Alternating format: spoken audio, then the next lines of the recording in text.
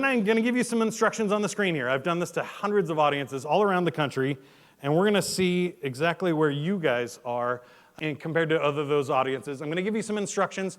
All you have to do is follow along. When I feel like you've accomplished the task, I'll stop the clock. All right, here we go.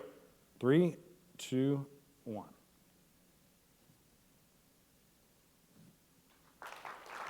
All right, off to a slow start, but we got it. Okay, good, you can stop. All right, that was not bad. I would say that's about average. 3 or 4 seconds is the average. I did this in front of some high schoolers in Kansas City. They didn't start clapping for the first 4 seconds, so we're above them, all right? We got that going for us.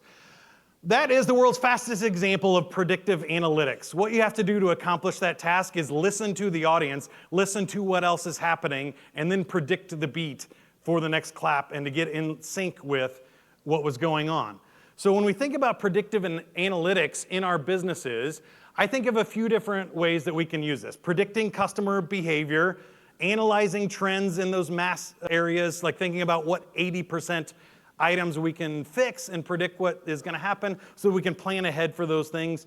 And then optimizing sales and marketing campaigns, making sure we're getting the best ROI and looking at what global trends are happening that might affect what we're trying to do. All of these are great. Has anybody heard the Target story? This was from quite a few years back now. Target found out that a 16-year-old girl was pregnant before her father did. They were sending pregnancy ads to the 16-year-old girl, and the dad was not very happy about that. Went into Target, cursed him out, went back home and found out his daughter was pregnant, and Target knew before he did.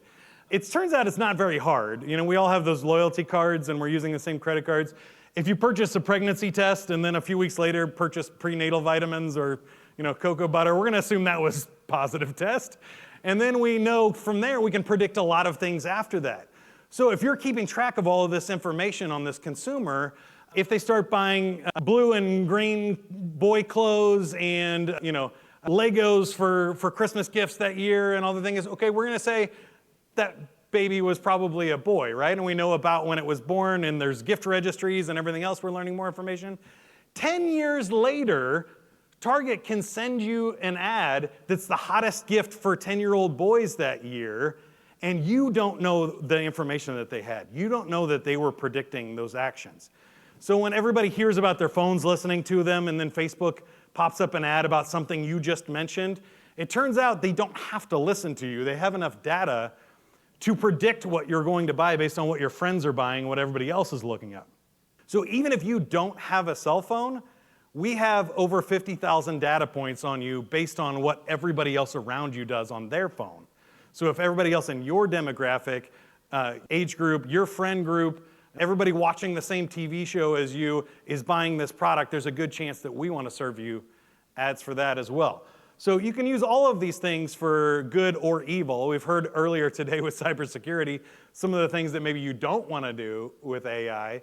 I'm going to share with you some of these creative ideas that we could use for better sales and marketing.